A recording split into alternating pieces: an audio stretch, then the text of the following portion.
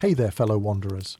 Tonight, you find yourself at the edge of a battlefield, where time slips away and the ancient whispers of history tickle your ears. The ground beneath you is cool and earthy, its scent mingling with the salty breeze from a distant sea, while the velvet darkness is punctuated by the glow of distant campfires. Shadows move stealthily around you, the anticipation humming through the air more palpable than a night cicada's call. This is not a fairy tale.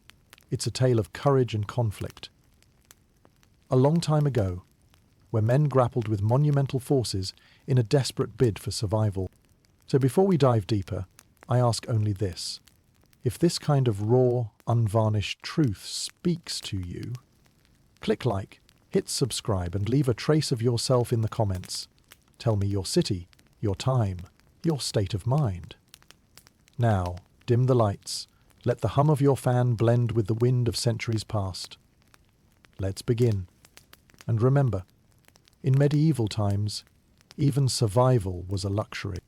The year is 490 BCE, and you stand amid a landscape of mounting tensions in Greece. The air crackles with the friction between the proud city-states, each distinct in their identities, yet bound by an increasingly fragile thread against a common threat. A threat so vast it stretches across continents. You can almost hear the whispers of statesmen echoing across the marble halls of Athens. Their brows furrow with concern as they contemplate their next moves. The air is thick with the fear of what might arise from their choices, for there looms a considerable, unfathomable enemy, the Persian Empire. Legendary already by your time, the Persian Empire seems an unstoppable force, expanding across Asia, gobbling up territories like a child munching on his favorite candies. King Darius the Great sits on his throne, his eyes fixed not only on consolidating power but also on an overwhelming desire for stability and what he views as rightful expansion. It's a bit like a toddler who insists every toy in sight belongs to him. Only here, the toys are cities and entire civilizations. You can feel the tension in Athens, its leaders acutely aware of the growing threat across the Aegean. Their marketplace bustles with traders, philosophers and citizens, each murmuring rumours of the mighty Persian forces across the sea. Not in hushed tones, but in anxious exclamations that echo in the warm Mediterranean air. The delicate peace is further stirred by the embers of rebellion igniting in Ionia. Picture this. Greek city-states under Persian rule simmer in discontent, their whispers of revolt reaching Athenian ears and sparking a secret yet contentious support for these rebellious kin.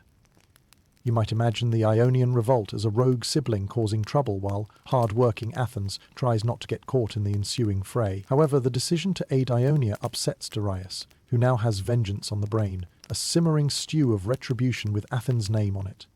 All this makes for long days in Sparta, where Spartan warriors drill with a fervour matched only by the sun blazing overhead. Draped in their crimson cloaks, they are poised for any threat, ever the Lacedaemonians. Warriors first, thinkers second. Their rigid militaristic society shapes each Spartan citizen into a cog in their formidable war machine. However, as legendary as their forces are, their alliance with Athens is fraught, born of necessity rather than camaraderie. A union much like watching two rivals forced into an awkward dance. So here you stand, amid murmurs of alliances, whispers of rebellion, and the unspoken apprehension of something grand on the horizon. In this backdrop of tension-rich Greece, you can feel the extraordinary sense of forthcoming change hanging heavier than a leaden sky. This, dear listener, is more than political intrigue. It's an orchestra tuning to the key of battle, each note a thread pulling the fabric together towards impending pyres. History places you on the precipice, peeking over into one of antiquity's most astonishing and enduring confrontations. An interaction of fates where geography, politics, and sheer audacity intersect. Marathon joins the fray, leaving an indelible mark on the story of mankind. Somewhere between myth and reality, tucked within the folds of its shadowy reality, you stand a witness in the dark, feeling the gravity of these days like a gentle yet unwavering hand resting on your shoulder. And as the Persian Empire's shadow stretches ominously over the Aegean, you prepare for a chapter about resilience and resolve. Prepare now, dear traveller, for the journey ahead, filled with stratagems, heroics, and the tender madness that often shapes history's great chronicles. The world seems to expand before your eyes, stretching like an intricate tapestry of wealth, culture, and power. You find yourself wandering through a mosaic of vibrant colours and ornate designs. The Persian Empire, with its grandiose palaces and bustling cities, is both marvel and enigma. The air swirls with a myriad of exotic fragrances, a heady mix of incense and spices carried from far-flung corners of the empire, Arabia, India, Egypt. You can't help but feel the vastness of this realm, its borders like tendrils seeping into the edges of the world. King Darius the Great, the architect of this sprawling civilization, gazes upon his domain with the satisfaction of a master painter appraising his canvas. His reign signifies a golden era, as roads and bridges weave across his empire, binding territories with the sinews of infrastructure. Known for his wisdom and judicial reforms, Darius has become a symbol of perspicacity and strength, a leader as formidable as he is thoughtful. As you walk through the streets or saunter down a royal avenue, you might be charmed by the hustle and bustle. The merchants bartering with an enthusiasm only rivaled by their patrons' fervour, the laughter of children echoing in spacious courtyards. This is no ordinary place. The hum of civilization thrums like a heart against the ribs of vastness. But beneath this vibrant exterior lies the cold calculus of imperial might. Darius's empire is held together not only by silk and silver, but also by the unyielding iron of his army, a force so formidable it sends shivers down the spines of lesser lands. The king has many reasons to expand his reach, extending it like a giant stretching in his slumber. His motives are understandable, multifaceted. The desire for unity, for protection, for ensuring that Persian influence is the guiding star across the heavens. And yet, hovering on the fringes of this grand and gleaming expanse lies the problem of the Hellenes, those obstinate Greek city-states whose disrespect for Darius is like a pebble in the great king's shoe. They remain defiantly free, huddled together yet forever apart in their stubborn individuality. Persia's view of this stubborn freedom feels much like ignoring a buzzing bee, flitting annoyingly and unpredictably around your head. Darius's ambition, like a warm zephyr, blows not only for power, but to quell insubordination, to prove that defiance breeds disaster.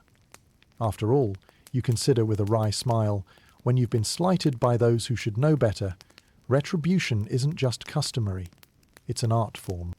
You imagine Darius on his terraces, eyes scanning the horizon, not so much in contemplation as confirmation. He knows he must act, his plans constructing themselves with the precision of an artisan crafting the finest drapery. His empire, much like a well-oiled machine, poised to flex its muscle and restore and reaffirm its command. Historians still argue whether Darius's thirst for domination was driven purely by aspiration, or if it was a necessity forged by the ever-shifting sands of politics and security. Regardless, from every crack of authority you sense the unyielding vision of a ruler who commands an empire with both firm grip and gentle persuasion.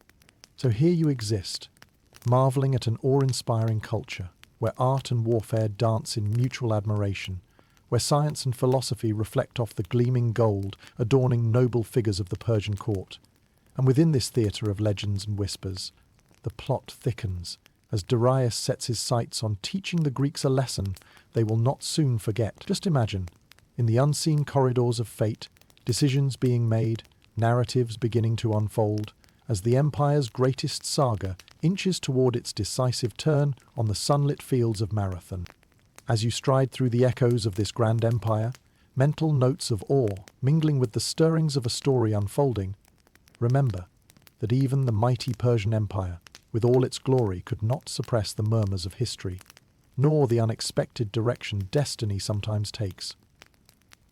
Your eyes look toward Greece, where change coalesces from the winds of determination. Soon, even the might of Persia will come to understand that in the grand comedy of life, the smallest foothills can upend the grandest empire in the blink of a world-weary eye. You find yourself transported to a place of rumbling discontent, where the azure Aegean kisses distant shores, a place known as Ionia. Here you stand amidst a simmering revolt burning with a repressed heat, a slow-boiling kettle of regional tension threatening to spill over into chaos. The Ionian city-states, with their markets bustling, yet their whispers rebellious, are under Persian control, chafing at the tight reins of foreign rule. The atmosphere hums with a sultry mix of salt and possibility, the Ionian cities laced with an energy teetering on the edge of upheaval. Their citizens cling to their Hellenic culture like the last vestige of an identity at risk of dilution. As you wander through the narrow streets, past philosophers in fervent debate and scribes hunched over inking the latest poetry or stoic discourse, you feel the pulse of a society hanging in the balance. It's easy to imagine admirable Ionian leaders, figures carved from the same stone as their city's fortifications, plotting in shadowy alcoves, their resolve as unbreakable as the rock upon which their temples stand. Whispers are exchanged like contraband, trading sentiments of freedom mingled with trepidation. Each murmur could easily spark a firestorm of action against their Persian overseers, a firestorm soon to be fueled by the secret assistance of their mainland Greek brethren. Athens in Eritrea, aiding rebellions in Ionia, may at first glance seem courageous. Yet your mind nudges you to consider the deeper implications. Courage mixed with sly strategy, opportunity wrapped in a cloak of risk. To the commercial powerhouse of Athens, aiding kin in Ionia is both altruistic and self-serving, a chance to weaken Persian grip even whilst they fend off their own vulnerabilities. To the cunning observer, it appears Athens might be scripting its own fantastical epic, where they play the protagonists against the colossal adversary. So as one armistice is broken and another forged, the tricks of this political tapestry are both captivating and perplexing. Even the scholars of your era tilt their heads in debate, questioning whether this Athenian intervention nourished the inevitable feud or was merely an act of opportunistic solidarity. And the Spartans, ever the cynics, would likely chuckle at the folly of meddling so far from home.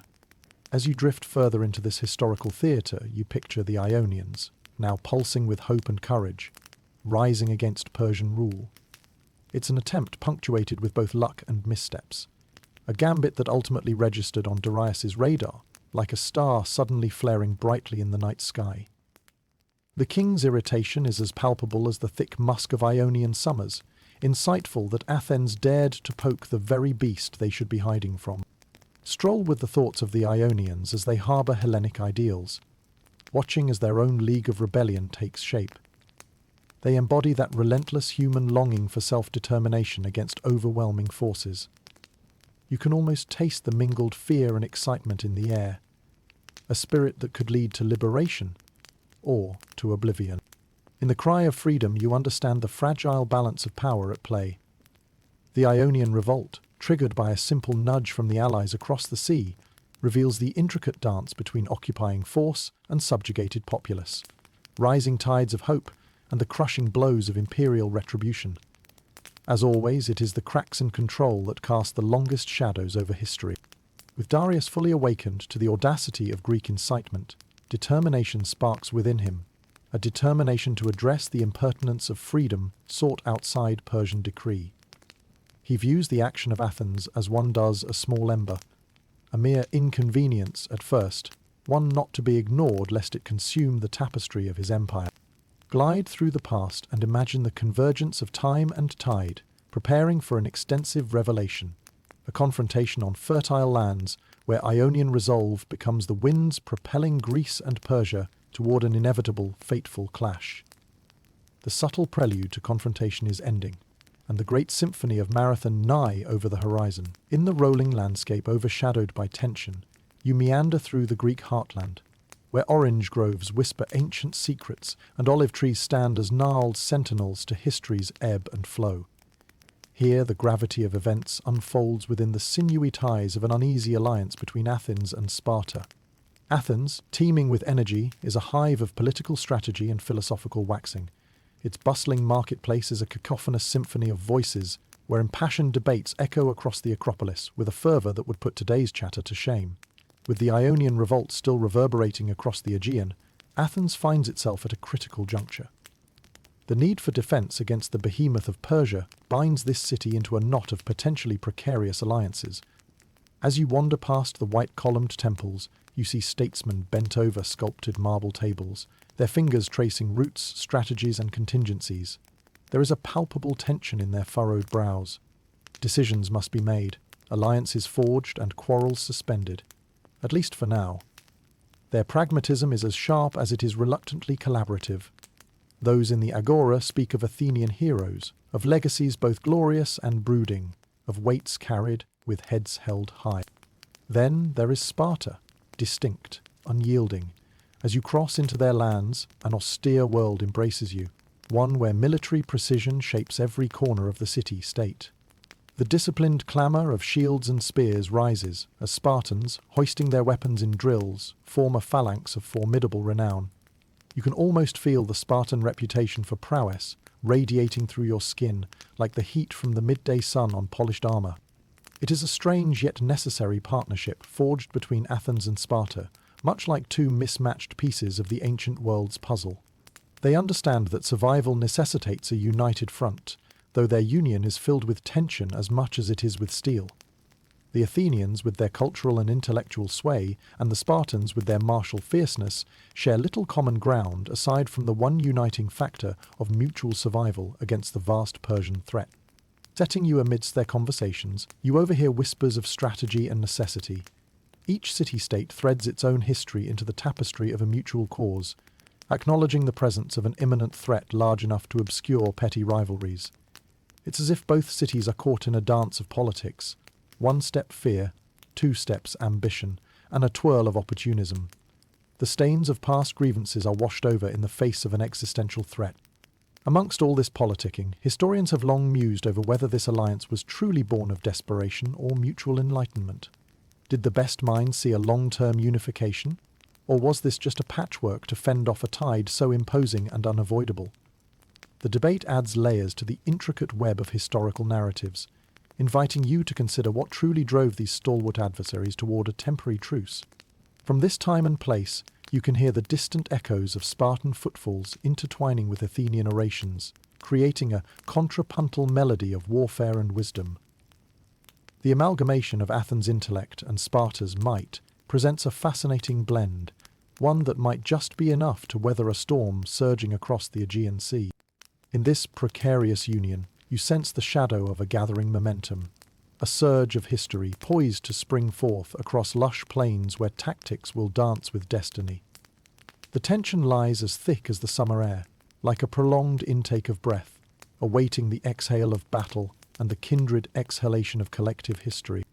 As you prepare to move on with these two allied city-states, their voices weaving a prelude of the struggle ahead, you feel the chords of destiny vibrate.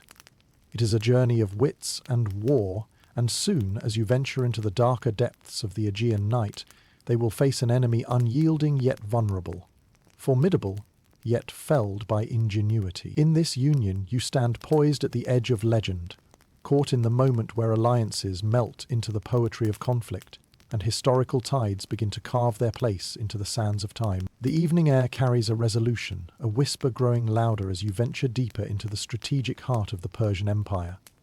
Here, in the golden aura of opulent palace halls, King Darius the Great ponders. His brow creased ever so slightly, he grapples with thoughts both grand and grave. With Athens audaciously supporting the Ionian rebellion, Darius decides it is time to quell this insubordination with a swift, decisive blow, and like the regal lion whose mane commands both awe and dread, he sets his sights resolutely on Greece. Picture Darius amidst advisors and generals in the flickering torchlight of the imperial court, their shadows dancing against walls in conversation, shaping the very sculpting blocks of history. For the Persian king, the defiance of Athens feels less like rebellion, and more like an opportunity to demonstrate an unassailable might. His resolve bounds forward like an unleashed tempest, and you sense his ambition encompassing both retribution and overarching vision. It's as if the shades of imperial destiny themselves compel Persia's king forward. The creak of ancient wood underfoot reverberates through chambers as plans are laid with meticulous care. A campaign is to be undertaken, a fusion of vengeance with grand strategy. Athens has lit a fuse, and Darius, ever the strategist, now charts a course toward Greece across the briny depths, intent on extinguishing the flame before it becomes an inferno. In this moment of profound decision, you grasp, ever so fleetingly, the flickering edges of a Persian tapestry that's both intricate and expansive. Darius's influence pulses through his empire like the veins of a living organism. He believes in the manifest destiny of Persia, compelled to stretch its influence before threats even declare themselves. The movements of his army, as they prepare for their journey, echo the swift and inexorable advance of history, a column of power that simply cannot be bargained with. And as you stand amongst the murmurs of Persian expansion, there's little doubt about his intention. Greece is next on the imperial agenda. Discussions among his elite ripple through the air, like the murmuring voices of an ancient river, acknowledging the risks but savouring the challenge. The gathering of momentum is swift yet purposeful. You can almost taste the anticipation in the air. As Darius's commanders prepare their forces, leveraging their spectacular infrastructure, from the famed royal road that traverses the empire to the mighty navy quickly assembling for the journey across the Aegean. It's a bit like preparing a grand theatrical production, each element waiting its turn in the spotlight, each player honing to perfection for the crescendo yet to come. In quiet corners, scholars debate whether Darius's focus was entirely on the punitive or if there lay an underpinning motive, a chance for aggressive expansion to swallow Greece not just as punishment, but as a jewel gleaming in the Persian crown. Meanwhile, Persian engravers might already be drafting artistic depictions to immortalize their expected triumph on finely wrought gold plaques, testaments to ambitions fulfilled and hubris quenched. As you stand amidst these subtly shifting shadows of preparation, you realize the enormity of what's set in motion. A giant from the east sets a course toward confrontation with a tiny archipelago of defiance, an act where numbers may indeed rule or crumble against the resilient. In this splendid chess game of kings and commanders, of cities and empires, the pieces are nearly set in motion, edging closer to a battlefield where fate awaits, with arms hinged, shadows blending and bloodlines intertwining. Through Persian eyes, Greece appears as not only a patch of land to conquer, but as a stage for history's grand testament. The die has been cast, and from these halls you can almost hear the clarion call across sea and sky, echoing with an imperial certainty toward the shores of Marathon. All rests on a leader's determination, and as the winds of destiny ripple through your presence, their whisper suggests an impending struggle. A contest divinely scripted where only the fates know its true end. In the pre-dawn haze, you find yourself enveloped by the bustling energy of organized chaos. The Persian military machine is kicking into gear like a colossal beast awaking from slumber. The air vibrates with the metallic clink of armor being donned, the low murmur of last-minute strategy, and the occasional bellow of a commander issuing orders. This is a well-oiled apparatus of conquest, its components polished and functioning in perfect harmony as they prepare to set sail for what promises to be a formidable campaign. King Darius's orders reverberate throughout the empire, rallying his forces with an unspoken promise of dominance. The Persian military, vast and varied, is a tapestry woven with men from all corners of the empire. It's a kaleidoscopic ensemble of cultures and costumes, a testament to the extent of Persian reach. Persian warriors stand alongside Medes, Bactrians, and other subject peoples, each with their distinctive armor and weaponry, combining their might for a singular purpose. The sea breeze carries a hint of salt, mingling with the odors of sweat and leather, as soldiers pack provisions for their voyage. Shipwrights hurry along the dockyards, their hands rough from years of toil, ensuring that triremes and transports are sound and ready. The Persian fleet, an impressive armada, stands poised along the coastline, each ship meticulously prepared for the journey across the Aegean Sea. Step by step through this mighty assembly, you can sense the grand choreography of an imperial advance. The Persians' preparations are an exhibition of logistical prowess. Supplies need to be amassed, ships provisioned and men briefed. Each element is a cog in the great wheel of military strategy. The effort, exhaustive and relentless, echoes with the certainty of Darius's steadfast leadership. He's like a maestro orchestrating an immense symphony, every note resonating with purpose.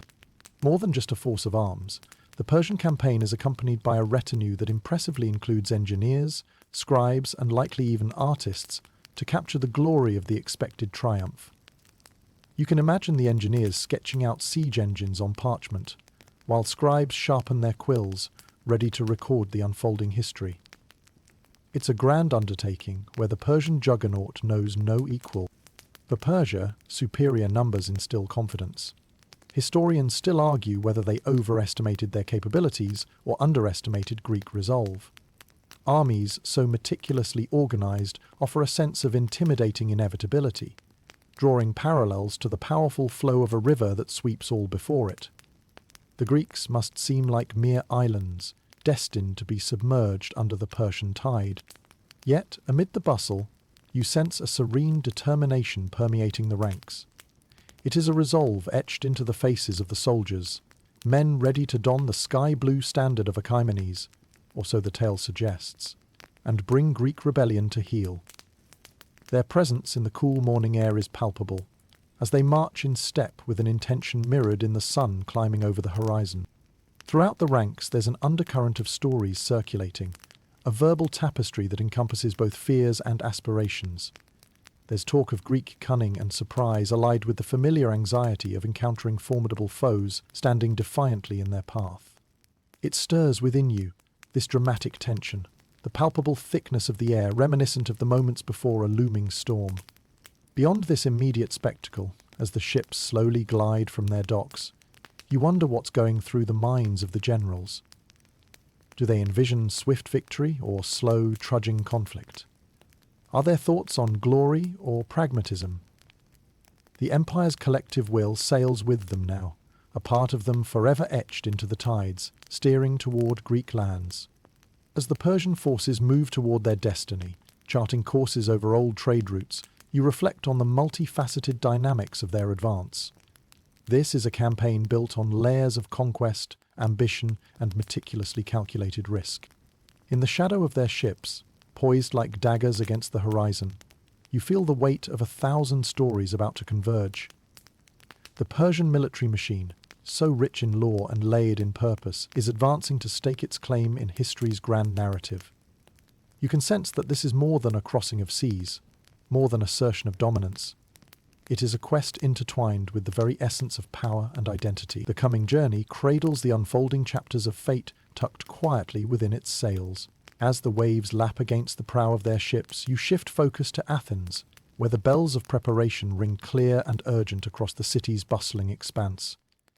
Unlike their Persian counterparts, with vast resources and numbers, the Greeks prepare with a resourcefulness born out of necessity, the chill of urgency laced with every breath they take. Here, the call to arms reverberates through narrow streets and open squares, a tangible pulse thrumming with the weight of an imminent challenge. In Athens, the heart of the city beats faster. It's a different rhythm, alive with the brisk negotiations of agora merchants, the chatter of citizens contemplating the gravity of the day, and the voices of orators fervently urging unity and resilience. In the air you taste the metallic tang of determination, as palpable as the sound of sandals slapping against stone pavements.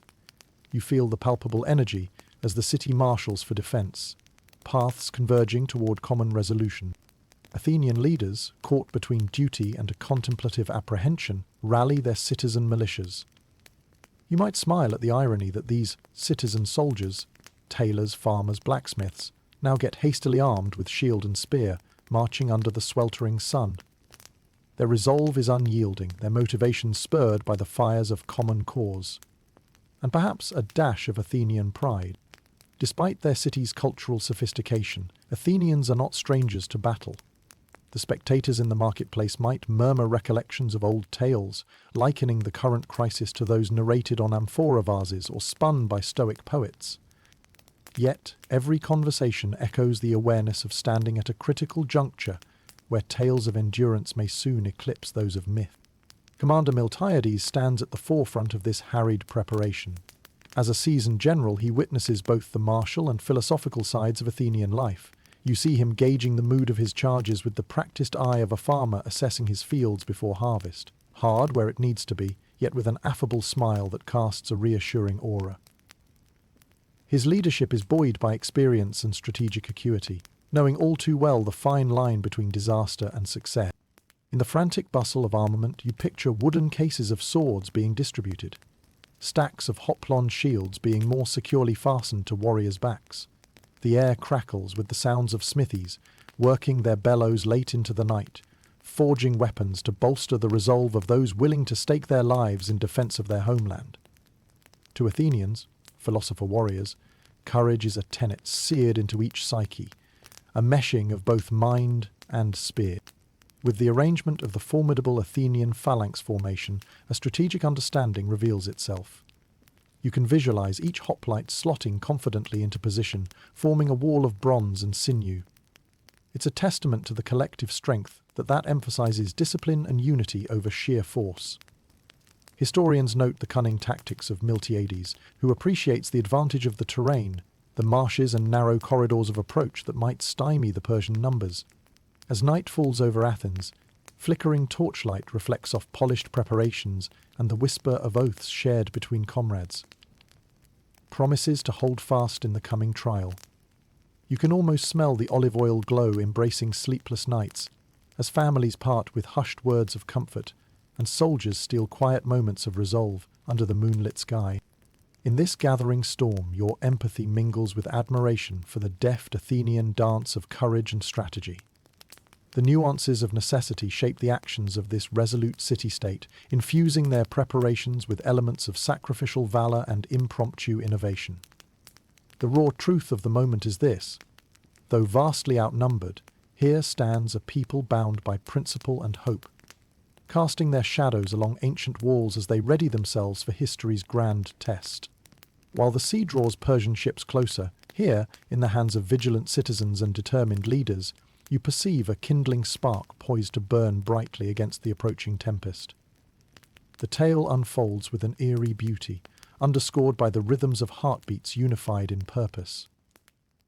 Athens stands ready, a land of poets and warriors fused by fate. Their moments harmonize in preparation for a narrative yet unnamed, but destined for immortality amidst the annals of time. As dawn breaks, bathing the landscape in soft hues of rose and gold, you find yourself amid the Athenian forces, poised for their march to Marathon. The morning air is crisp, and the faint scent of dust is already swirling from the shuffling of sandaled feet on the path, an ancient road winding toward destiny. The anticipation is almost palpable, your senses filled with the murmurs of camaraderie and bravery, whispers riding on the gentle breeze. Alongside seasoned hoplites and newly minted younger men, you step into the story of this moment. Each footfall is its own drop, echoing in a vast lake, sending ripples of determination toward their gathering at Marathon. Picture their path, through olive groves and stony trails, past the sound of village wells greeting the new day. The vibrant greens and earthen browns of the countryside encapsulate the ethos and spirit of a people marching not just for survival, but to cradle the principles they cherish within each rhythmic movement. Commander Miltiades leads the way with an almost serene authority, his mind a fertile field of tactics and possibilities, all cultivated and ready for the sowing. His strategy, as whispered among the ranks, is to transport not just bodies, but the fervent spirits of those resolved to stand shoulder to shoulder against Persia's deluge. Like a master chess player, he readies his pieces with foresight, each move deliberate, each choice imbued with purpose. As you move with them, you can hear the rustle of armor, the syncopated beat of spear against shield, creating an impromptu symphony of resilience that echoes far and near. It is here, in these moments of transition, that the significance of what lies ahead begins to settle on their shoulders. A burden of potential borne with stoic grace. Artists would one day immortalize this march in frescoes and verses that pulse with the rhythm of timeless courage. The sun climbs higher, casting shadows behind the advancing column like long fingers reaching back into history. The march is not merely a physical act. It represents a metaphorical crossing from apprehension into hopeful resolve. As the day unfolds, swathes of wheat fields and clusters of cypresses stand sentry to this ancient procession, nodding silently in the breeze, acknowledging the gravity of the passage and the weight of destiny hanging delicately in the balance. Farmers, pausing from their toil, raise their eyes to the horizon, perhaps silently wishing the soldiers Godspeed, or questioning the fates that bind them all in such turbulent times. Inwardly, this journey is as much about stoking the blazing fires of unity as it is of reaching the battlefield. The Athenians march not only toward the plains of Marathon, they stride toward an identity framed not by the marble columns of their philosopher kings, but by the unwavering stance of ordinary people willing to fight, You can't help but admire the simmering defiance that bubbles to the surface as they march. It is quietly rebellious, a testament to hearts that beat with a purpose grander than mere life, the survival of an idea. This venture is much bigger than the soldiers. It represents the collective will of a nation, pressing forward regardless of the odds stacked against them. As the final stretch of this path unfurls through sun-dappled glens, revealing the broad plains of Marathon, you sense the subtle shift from journey to confrontation. The anticipation hangs thick, the valuation of sacrifice and honor ringing like distant temple chimes, kissed by the ceaseless wind. You pause, imagining the sight as soldiers crest the final hillocks, gazing upon the field where history will soon unfold in stark relief upon the canvas of time. Each moment weighs heavily yet resolutely upon them, and perhaps upon you too, as the storied ground of Marathon emerges, poised to bear witness to history's rhythmic dance of defiance and aspiration. Here, at the brink of conflict, in the confluence of past and future, you find the heart of Greek valor. Athens, standing strong, armed with more than just weaponry, but the indomitable spirit of its people, prepares to join the hands of destiny. Every step, a silent affirmation, slips into the annals of mythology and memory, with each whisper promising the pen of history an epic yet untold. As you step onto the plains of Marathon, the landscape unfolds like a vast stage set for an epic confrontation. The sun hangs low, casting long shadows across the land, shadows that dance with the anticipation of the coming battle. The very air feels charged with a tension that resonates through the gentle rustling of the grass, capturing snippets of strategy whispered between the soldiers. Here, the geography of Marathon becomes more than just a backdrop. It is a silent yet crucial participant in the unfolding drama. The land stretches wide, framed by distant hills and a nearby pine forest, its openness both a blessing and a challenge to those who would fight upon it. A stretch of flat, open terrain beckons beneath the clear sky, offering no protection but promising ample room for the tactical maneuvers that will soon draw lines of fate across the earth. As you gaze upon the scene, you notice the landscape's natural defences, the marshlands to the north and south flanking the broad expanse. They form a natural barrier, hinting at the strategic calculations that must guide the Athenians and their allies. The marshes, glistening faintly in the morning light, provide both danger and opportunity. It's as if Mother Nature herself has offered a challenge, daring both Greek and Persian forces to make the first strategic gamble upon her soil. What a sight it must be to the soldiers gathered here, for these fields, so open and serene now, are destined to become a cauldron of combat, where courage faces not just enemies, but the relentless push of time itself. The land holds its breath, poised to record the clash of armies within its memory-etched soil. The Athenian forces, along with their Plataean allies, take their positions upon this expansive canvas. You can sense the subtle shift in mood as the men spread out across the line, their formation disciplined and deliberate. The Greek phalanx, renowned for its deadly efficiency, anchors itself with a determination as unyielding as the earth beneath their sandals. Each soldier knows his place, shoulder to shoulder with comrades, shields locked like the scales on a mythical serpent, all ready to strike venom with their spears. Historians note the brilliance of the Athenian strategy, Miltiades' intent to leverage the very lay of the land to offset even the Persian numbers. With his keen insight into terrain, there is a distinct plan to engage the Persian forces where they are least prepared for it, compressing their strengths into an arena of precise Greek advantage. Yet in counterpoint, the vastness of the field offers the Persian array freedom of movement. You can almost hear the whisper of robes as Persian cavalrymen prance and trot across the landscape, their prowess in mobility infused with supreme confidence. Outnumbered, the Greeks must bear the weight of looming riders who flicker at the edges of their awareness, like silent wraiths, observing the unfolding tableau with anticipation. In this interplay of geography and strategy, you witness what many have suggested. The battlefield itself is a character in this storied engagement, a landscape that tests the limits of human ingenuity and endurance.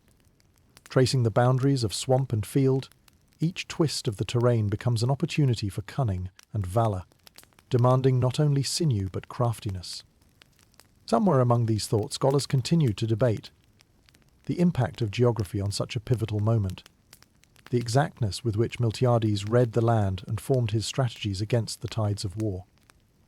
Was it brilliance or necessity that dictated the Athenian lines? Did they draw from inspiration or desperation as they poised ready to meet the coming storm? As you linger here with cool air whispering its secrets, you realize this land is much more than scant grass and ancient dirt. It is a crucible where ideals will meet in combat. It extends its silent promise of immortality, to inscribe upon the history books those who will stand here and shape the yet untold future. On this cherished ground that drinks of courage and sacrifice, the dance of warriors shall begin, a dance where iron meets spirit and destiny sings its rhythmic tune, loud and clear for the world to heed. The scene shifts, and your attention is drawn toward the Persian camp as it comes to life on the open fields of Marathon. The shimmering sea lightly kisses the sand, and you sense the rhythmic beat of destiny stirring within the vast assembly of soldiers and armour. The Persian forces, vast and varied, stretch out in a colourful tapestry of discipline and cultural diversity. A formidable array built from the expanse of an empire that weaves itself across continents. Under the command of Darius and Artaphernes, the Persian army displays its might and structure with an artistry born of both tradition and innovation. The hiss of chariots rolling over earth and the rhythmic clatter of cavalry arms create a majestic symphony that reverberates across the landscape. Persian archers, renowned for their deadly precision, prepare their bows, a fact that stands as testament to their prowess, rivaling the gods of old in their aim. This grand choreography, choreographed down to the finest details, embodies both a strength in sheer numbers and an ingrained sense of strategy. The Persians are accustomed to overwhelming their adversaries, letting their ranks wash over enemy lines like a tidal wave. You perceive within this strategy a certain confidence, a reliance on the crushing weight of numbers and movement to intimidate and conquer. Moving through the encampment, you catch glimpses of Persian soldiers from diverse territories, a conglomerate of styles and techniques unified under the banner of the great king. You marvel at the sight of the immortals, Persia's elite infantry clad in gleaming armour, their stern visages betraying both discipline and reputed invincibility, a mesmerizing blend of fear and fascination. But there's an undercurrent to this decadently confident facade. You sense a whiff of overconfidence laced with complacency, a genteel arrogance that rises like steam from their preparations. Persia's experience has taught them to rely on numerical superiority. The sight of a foe steeped in reverence and small by comparison perhaps seems but a trivial hurdle to their plans. Meanwhile, you watch as cavalry units parade across the plains, the horses' hooves drumming a steady beat of muted thunder. They are sleek, maneuverable, swift as the winds, and act as the spearhead of the Persian strategy, prepared to outflank any defence and disrupt the cohesion of their opponents. This silver lining of superiority weaves itself through the ranks, lifting spirits even as it bears the weight of expectations. An interesting notion arises. Despite their vast power, Persia's reliance on sheer magnitude, forged in the fires of past victories, might blind them to the sagacious art of Greek adaptability and tactics. Could this overconfidence be their Achilles' heel, a hidden vulnerability swathed in their anticipated triumph? Historians often ponder whether the Persians truly underestimated Athens' strategic cunning, or merely regarded them with disdain as fitting only for conquest. Save for the murmurs of curious discussion among historians, another shadow of uncertainty clings to the hearts of many in camp. A recognition exists that not all terrain bows to the conventional tactics of their empire. The marshlands bordering Marathon could absorb much of their force, providing an unpredictable twist in the weaving of today's events. The Greeks have the home field advantage and the ingenuity to leverage it, a truth the Persians must neither overlook nor ignore. As this grand juggernaut braces for its moment in history, notions of excellence and hubris sweep through the ranks like whispers in a king's ear. The delicate balance between victory and folly hangs tantalizingly close within its grasp, its beguiling scent borne on the wind over stone and shore. So here you stand, caught in the gravity of anticipation, amidst swells of determination and trepidation. A landscape hung between spectacle and battle awaits, charged with the bristling tension of an orchestra awaiting its conductor's cue. In the rising rhythm of expectation, the Persians prepare, attentive yet ponderous, a mighty force poised to alter destiny, chased by the eternal question of whether the greater power might ever truly triumph over the greater will. As the sun rises higher, you shift your attention back to the Athenian lines, where activity surges with a precise energy that belies their smaller numbers. You find yourself enveloped in a realm of tactical ingenuity, where each soldier readies for the challenge ahead with both individual focus and collective resolve. The Greek commanders, particularly Miltiades, have crafted an approach that seeks to exploit not only their strengths, but also the vulnerabilities of the imposing Persian force. Miltiades, with the panoramic view of the battlefield stretching before him, is a master of innovation, his mind weaving a tapestry of tactics that will upend the conventional expectations of his enemy. Standing amidst the ranks of disciplined hoplites, you hear and feel the fervour in their preparations, each step humming with purpose and anticipation. Absorbing the charged atmosphere, you trace the formation of the phalanx, a human wall of bronze and sinew, perfected through discipline and resilience. The Athenian strategy hinges on redefining the battlefield, turning apparent disadvantages into decisive maneuvers. You sense the deliberate arrangement, a thin centre strengthened by reinforced flanks, an unorthodox approach designed to lure and then envelop the larger Persian force. It's an arrangement as much about deception as it is about direct engagement. This pivotal decision embraces the wisdom drawn from years of skirmishes and wars, exemplifying Greek adaptability and intellect. Walking among the rank and file, you see the gleam of determination etched onto the faces of the hoplites. Their hands clutch spear and shield with a fervour that blends confidence with cautious optimism. Stories of battles past ripple through their lines, tales of forebears that colour their current stand with shades of legacy and lore. Each warrior embodies both citizen and soldier, imbued with a sense of civic duty and personal honour. Historians are often intrigued by Miltiades' tactical creativity, pondering if this strategic gamble was born of necessity or guided by brilliance. The choice to engage with such a plan speaks of an audacity to rewrite the rules, to forge a path through the currents of classic combat narratives. In the expressions of those gathered, you ponder whether they fight less for glory and more for survival, with a will charged by ideals of freedom and identity. But within this tactical framework, there's a glimmer of light-hearted camaraderie as well. Hoplites jesting about the sweat trickling beneath their armour, or the heavy smell of olives hanging in the air. Humour and gallows laughter ripple among the men, easing the tension as they prepare to face the Persian colossus. Such levity stands as a testament to the resilience of the human spirit, even in shadows cast by looming conflict. Feeling the cool breeze brush against your skin, you sense the undercurrents of hope tempered by reality, a blend as delicate as it is daredevilish. The Greeks understand they face a daunting adversary, yet embrace it with vigour, their preparations combining foresight and a touch of destiny's hand. You can envision the phalanx advancing, a single coherent entity whose power lies not in numbers but in unity, a unity as forceful as the tides that suggest their approach. As the Athenian phalanx locks shields in anticipation of the impending battle, each heart beats with a frequency tuned to the promise of legacy. You feel the land, much like a canvas or cradle, prepared to receive the powerful strokes of history as the Athenians prepare to etch their story into its soil. In their readiness lies more than touchstones of strategy or tactics. It cradles the potential of poetic grandeur, the winding paths of valour and fate igniting, ready to engrave the narrative onto the parchment of time. At Marathon, amid olive groves and ancient winds, the dance between man, land and law emerges. A ballet without embellishment, only stark truths and harmonious defiance. Athens braces for the oncoming storm with more than hope. They carry the weight of ideals and the lightness of belief, a rhythm that, through sweat and mirth, promises a tale worthy of legends and new foundations upon which they might stand. Now, let's peer into the shadows cast by towering olive trees and the persistent sun, shadows from which Sparta's absence looms large over the Athenian front. For here, in this moment of collective defiance, the legendary Spartans are conspicuously absent from the battlefield. Instead, their hearts beat to the rhythm of ritual, held captive by the chains of religious obligations back in their fortified city-state.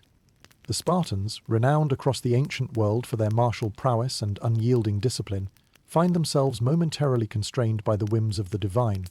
During the sacred festival of Carnea, their warriors are bound by age-old customs, unable to march to Marathon until its conclusion. Yet you can imagine the frustration and impatience roiling beneath their stoic exteriors, knowing they could tip the balance decisively in favour of the Greek forces. But within Sparta, the rigid discipline that shapes every facet of life does not allow for deviation, even for so pressing a cause. In walking through their city, you sense the palpable tension among the warriors who pride themselves on their readiness to protect Greece. Every sinew taut for action, only to be stilled by fate's decree. While the festival hall resounds with the chants of ritual, their echoes contrast sharply with the silent urgency felt by those poised to join battle. But then humour skitters across the scene, as townsfolk murmur sly banter or jest about the gods having as sharp a tactical edge as any Spartan spear. This jest emerges as a balm amidst the tumult of obligation and paradox. A Spartan paradox where martial urgency grazes the hallowed confines of ritual duty. The town's warriors might clench their fists or gnash their teeth, voices barely suppressed as they recount battle tales that might grow longer in recompense for this enforced pause. Historians muse over this curious mingling of piety and urgency, questioning whether it was Spartan tradition or tactical patience that delayed their legendary forces. Could Spartan commitment to ritual become a double-edged sword, carving out a narrative of allegiance tested by the pulse of time? Such discourse raises questions about the interplay of divine influence and human decision-making in the tempest of history. Amidst this waiting game, eyes turn toward the distant fields of Marathon, toward the allies who now gird themselves for conflict. The awareness of this reality ripples throughout Sparta, like the tremor of a drumbeat felt through the souls of warriors ever ready. Their resolve is undiminished, a mental adeptness that aids them in managing the paradoxical weight of powerlessness. You let your thoughts shift to the other city-states aligned against Persia, where the urgency is simmering without the incantation of tradition. Among the Greeks, some see Sparta's absence as a space to fill with courage and an opportunity for their own tales of valour. Others, simply waiting, hope for Spartan reinforcement, similar to awaiting the keen edge of a vengeful hero in a drama of ancient tragedy. In the golden glow of this waiting, you feel the pulse of potential, a heartbeat strumming against the cadence of fate. Spartan warriors bide their time, through ritual song and reflection, knowing that soon their feet will echo across dance floors now, but prepare to tread the battlefields to come. Through shadows lengthening beneath the solemn Spartan skies, you understand that, though absent in body, their legacy will stretch across Marathon in spirit, an invisible shield enveloping the bronzed hoplites, a promise of aid and alliance, sealed by tradition. For even as light and shadow move across the ancient landscape, aligning stars and movements, the enduring bond between Greek hearts beats in synchrony with the rhythms of history, poised for convergence. Within this woven tapestry of expectation and homage, the complexity of Spartan culture enriches the narrative, adding depth to an unfolding epic. The moment becomes not just about the absence of might, but the presence of restraint, a testament to the balance of power and piety, an exquisite dance between mortal intent and divine direction. At this precipice of legend, you can almost hear the whispered echo of destiny calling to those who watch, anticipate, and prepare, beneath the watchful gaze of both ancestors and gods. As the sun reaches its zenith, casting a relentless glare over the plains of Marathon, you sense a shift in the charged air.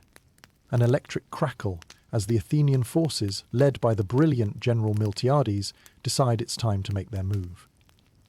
The moment of tension, stretched taut as a bowstring, suddenly snaps. Instead of waiting for the Persian advance, the Greeks unleash a surprising assault that promises to redefine the art of war. Imagine yourself amidst this tableau, surrounded by the Athenian soldiers as they break into a swift, coordinated movement across the plain. Shouts of encouragement ripple through their ranks, each man girded by a sinew of courage as the ground beneath their feet blurs in dusty uncertainty. This daring charge defies Persian expectations, and you find yourself caught in the maelstrom of action. An action more audacious than simply reactive. It's a calculated risk that challenges preconceived visions of battle formations. The Athenian lines go from steady to swift, accelerating across the open field, their bronze helms glinting under the unforgiving sun. Picture the sheer audacity of this maneuver. a phalanx unleashed with the speed and ferocity of a sudden storm upon the enemy's flank. Each soldier bears down with a singular focus, like a tidal wave, surging with irrepressible force.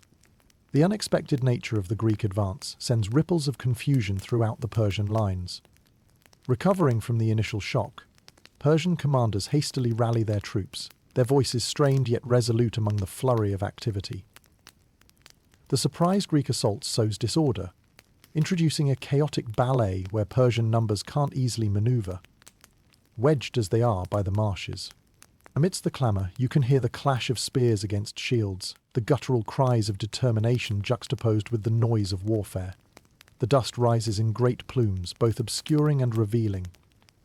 You as a spectator are drawn into this ancient dust bowl where valour and strategy intertwine, the very air charged with sense of sweat and anticipation.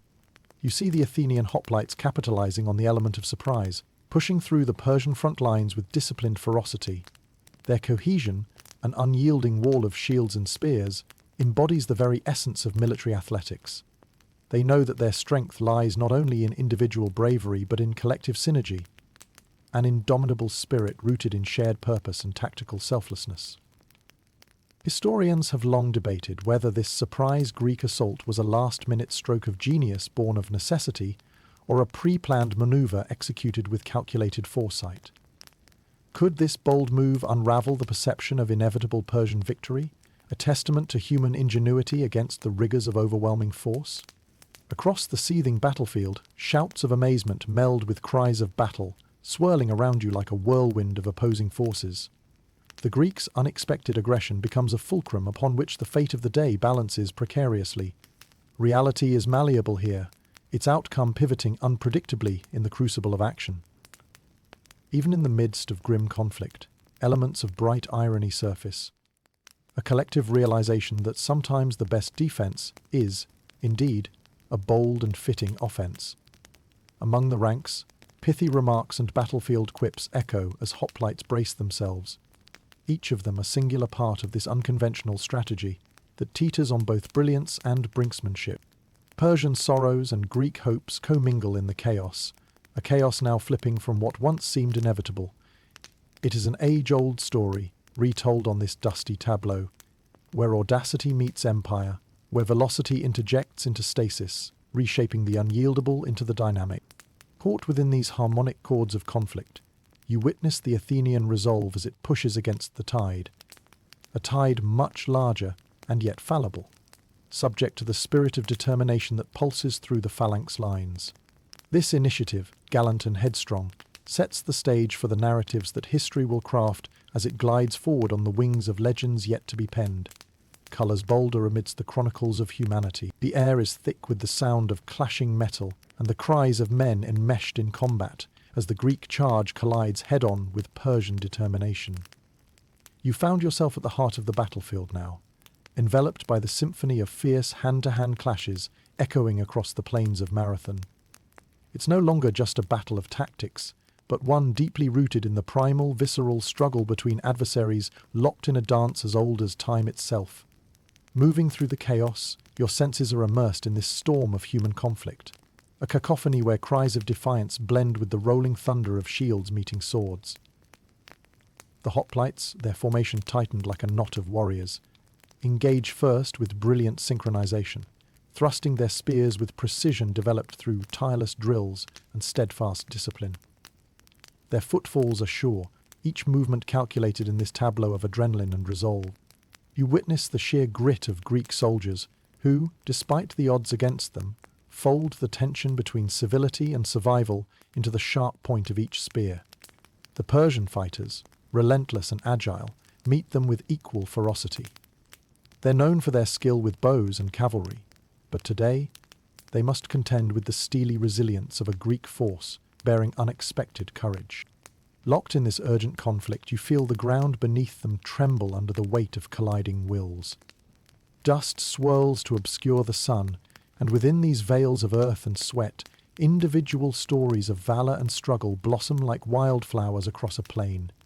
Ephemeral, yet fiercely vibrant, the battlefield bristles with such tales, each as profound as the earth is old, each moment a delicate needle stitching together the tapestry of history.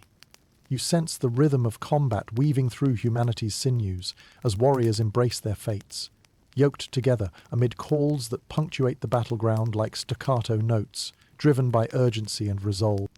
Here, you observe intimately personal duels amidst the larger sprawling melee, where each parry and feint makes you ponder the interplay of skill, chance, and the indefinable drive to either conquer or survive. Some are fueled by adrenaline, others by dreams of glory or memories of quiet lives paused until this unavoidable crucible must conclude. Even in momentary respite, when shields interlock in brief lapses of battle song, soldiers snatch morsels of courage from within, the briefest of breaths before recommencing their labour upon the shared dance floor of destiny. They fight for more than just victory. They etch their defiance into the annals that echo beyond today's sunlit plains.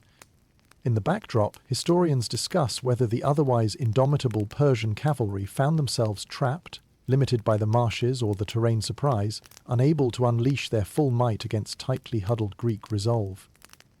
This vulnerability becomes a whispered strategy among Greek chargers, an unspoken orchestration crafted by milieu as much as human concern for equivalence and triumph.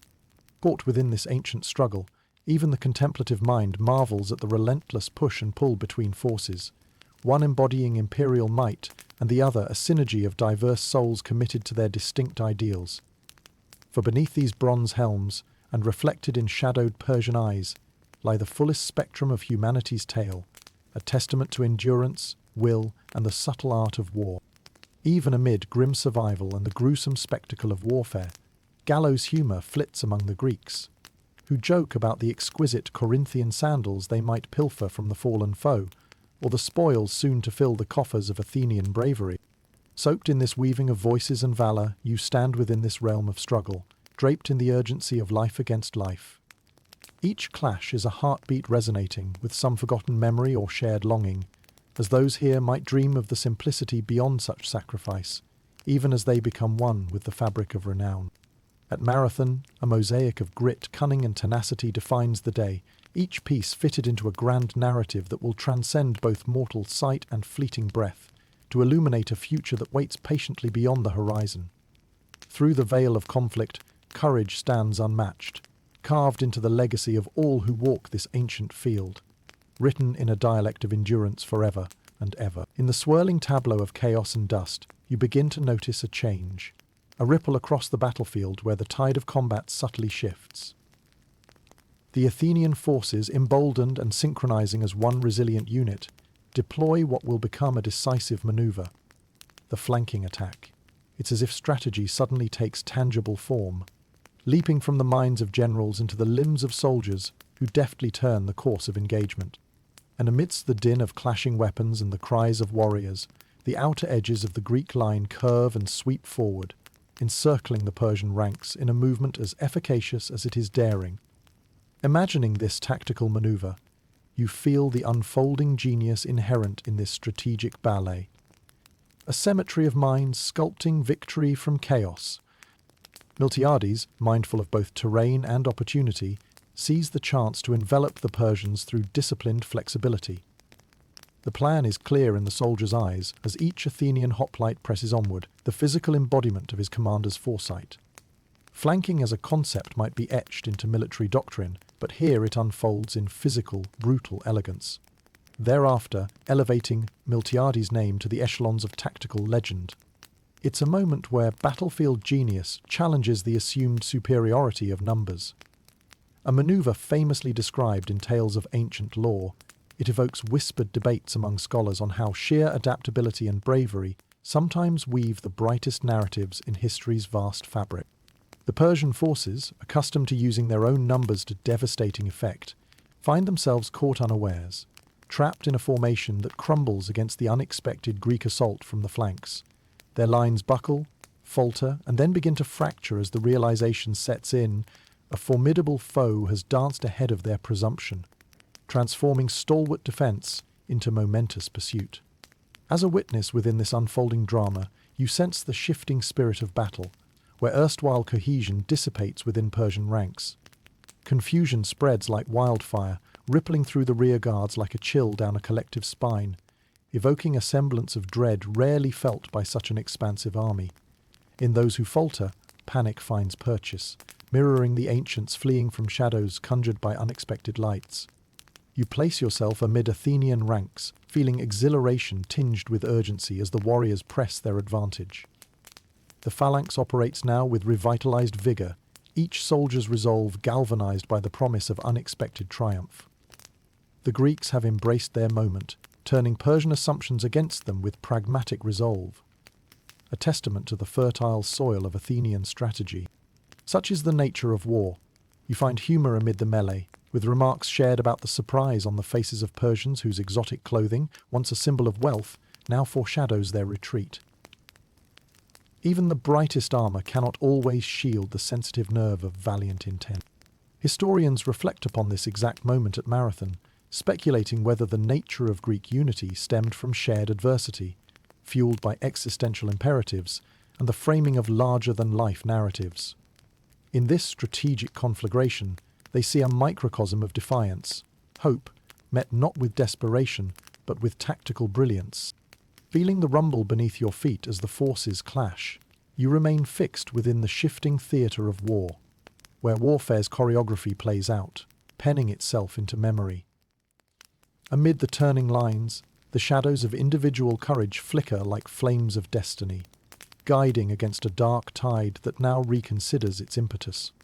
As the Greeks press forward, bending yet never breaking, you witness the promise of a turning point, a poignant choreography of numbers and strategy ensconced within mere moments, etching itself luminously across the ages. In those Greeks who flank and advance, you see more than soldiers or citizens, you see history itself.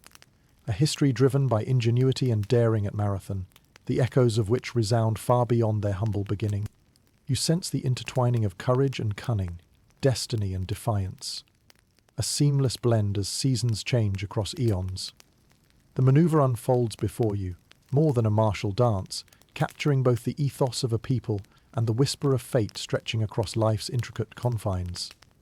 At this dance's end lies the unfolding of an era, bright and bold as sunlight glinting across the hallowed fields. As the dust begins to settle over the battlefield at Marathon, you observe the tide of battle swirling in a dramatic shift of momentum.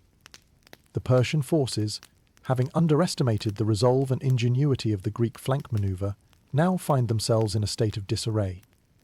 The once formidable lines of their army start to break, ebbing away like ink fading into the parchment of history. The Athenian soldiers, driven by a surge of unexpected hope, press their advantage with unrelenting zeal. Every movement exudes a sense of purpose, each gesture a testament to the enduring spirit of those who fight not merely for victory, but for a legacy that resonates through time. Hoplites surge forward, their voices melding with the wind, a collective anthem of resistance that propels them as they sweep through the Persian ranks. With chaos seeping into the Persian forces, the once mighty machine begins to stutter and grind, its momentum suddenly arrested by the surprising audacity of the Athenian response. Persian soldiers, caught amidst the tumult, struggle to regroup, their commander's orders lost in the din of confusion. Alongside these adversarial forces, you sense the palpable fear threading through the chaos. An echo of doubt that magnifies as command structures decouple. Imagine yourself amid the retreat, shadowing the Persian lines as they falter and reel toward their ships, stationed on distant sands.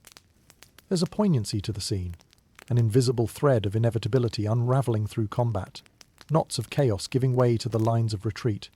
Yet even within such discord, strands of dignity persist, woven into the warrior's struggle for composure, recalling strands of potency wavering in the face of reversal. For Athenians, this retreat is not merely a tactical victory. It symbolizes a narrative shift, flipping the script of presumed absolute Persian dominance. The burgeoning triumph is born of valor and clarity, of heartbeats aligned with fate's cadence, rendering the imminent retreat a prelude to tales of enduring majesty. Historians debate this pivotal departure, questioning whether internal disarray and geographical constraints conspired to compound Persian missteps, thus opening them to the surprise of Athenian vigor.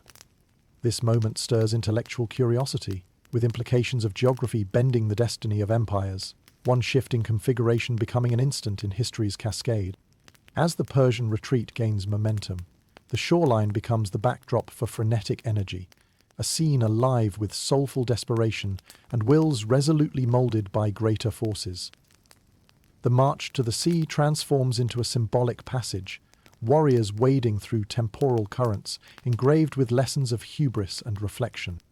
It's there again, the humour amidst hurly-burly, a grin shared between hoplites remarking on the Persians' urgency to flee. Amidst the contrasting tranquility of waves lapping the shore, some Athenians imagine the Persians' retreat, accompanied by a mad scramble to secure their footwear, strategy meeting sandy slips in the comedy of war's aftermath. Caught in the sweep of time's passage, you feel the weight of triumph tinged with melancholy, a light touch of empathy as you regard the Persian soldiers navigating the tumult of retreat. Even within the shadow of defeat, there persists a dignity, intertwined with resilience. Each step backward, framing new narratives woven into shared chronicles. Where the sea embraces land, Persian ships, anchored like sentinels, become vessels of refuge, carriers not just of soldiers, but of lessons forged within the forge of conflict. As they begin their retreat across the shimmering waters, a new chapter emerges, one painted with hues of revelation and rediscovery across ancient oceans. You stand encapsulated by this turning point, at the shifting convergence between combat and retreat, victory and reflection. The Persian departure symbolizes not an end, but a continuity, unfurling as history's pages slip silently into tomorrow. This rhythm echoes through eternity, a rhythm of understanding woven by valiant hearts that dared to challenge all, and the will of civilizations poised like dancers upon windswept shores cradled in legacy's unyielding embrace. Sovietquim, Civilization Volume 3, One Legacy's Unyielding Embrace. With sunset whispering promises across the horizon, Athens savours moments luminous with triumph, a testament to human resolve and the intricate tapestry of understood challenges embarked upon with spirit undimmed, eternally stretching to bind myth and memory in shared exultation. As the chaos on the plains of Marathon begins to recede, your attention is drawn toward the glistening expanse of the Marathon Bay, where the Persian fleet awaits in anxious anticipation. The sea, shimmering beneath the afternoon sun, provides a stunning tableau for the unfolding naval scramble, a frenetic race for survival and regrouping. The Persian ships, once symbols of formidable control and authority that swept across the Aegean, now serve as bastions of retreat. You picture yourself perched upon a cliff overlooking the bay, observing the frantic activity that punctuates this scene. Persian warriors and mariners, flecked with dust and sweat, rush to their vessels, an unexpected sense of vulnerability shadowing their movements. Here the narrative transitions from land to sea, the drama intensified by the race to outmaneuver calamity. Ships bob gently on the azure surface, their masts swaying rhythmically in time with the ebb and flow of the tide. The sailors scramble aboard, their once confident countenances the only thing that seems adrift in this tumultuous moment. Imagine the urgency that seizes this moment. The muted cries of commanders echoing across the docks as they rally their men to stow arms and board in disciplined haste. The discordant harmony of hurried whispers and flapping sails merges with the salty aromas of the sea, a sensory symphony of orderly chaos that underpins this hastily orchestrated retreat. Anticipating a possible Greek naval pursuit, the urgency intensifies, becoming a palpable force pushing against time itself. The Persian fleet must act quickly, unmoored from their ambitions, faced with the sobering reality that fate holds them in its balmy, fitful grip. Historians reflect on this scene, analysing the strategic choices at play. Could Darius's commanders, Datis and Artaphernes, have underestimated the precarious tightrope upon which Persian strategy was balanced? Did this unexpected Greek assault reveal the inherent fragility and moments of doubt within even the most organised of imperial forces? Looking further ashore, you see bustling activity among the Greeks. The thought of following their terrestrial victory with a naval pursuit flickers like a foreboding torch upon the horizon, an irresistible promise of dominion on both elements of earth. Minds in Athens are cunning and quick. There is both appetite and ability for a bold chase upon the waters. You hear the purposeful discussions echoing along the shores, fanned by the winds of momentum turning thoughts into action. But just as night follows day, there is humour amidst adversity. Tales of the Persian dash to the ships will be told, anecdotes flavoured by the cries of mariners who jibe about the haste of heels, races lost or won with the tide. The Greeks, known for their wit as much as their spears, see these moments as reflective prequels to lessons that shape victory's smile. The shimmering Greek coastal towns look on with a touch of pride, the whispers of local gossip blending with stories of valour and pursuit. Each amenable to the elements, each narrative steeped in the echo of waves. As the ships set a course away from the Greek mainland, setting sail across waters that glimmer with the wisdom of time and the passage of countless vessels, the departing fleet embodies a duality of loss and learning. New shores await the tales borne upon their decks, where reflections may take root and strive forward with renewed intent. With sails swelling against the coastal winds and the horizon painted with gold and azure, you watch the Persian fleet fade from view. A retreat coloured not just by urgency, but the reflective sheen of history's grand spectacle, ever luminous under the watchful gaze of the gods perched with patience upon the ancient hills. Standing at Marathon Bay, a page in history flips, a chapter concluding within the great tome that life dictates, penned not only in ink but carried so deftly by hearts secure in the navigation of both their failings and their triumphs. Between land and sea, beneath darned sails or amid fearless valour, the echoes of this endeavour stretch, resonate.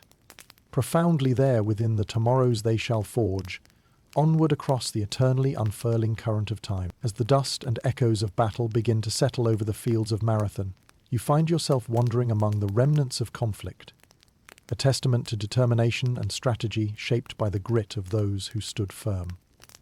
The scene is quiet now, the violent chorus replaced by softer notes of recollection, the earth absorbing the weight of history's newly minted chapter.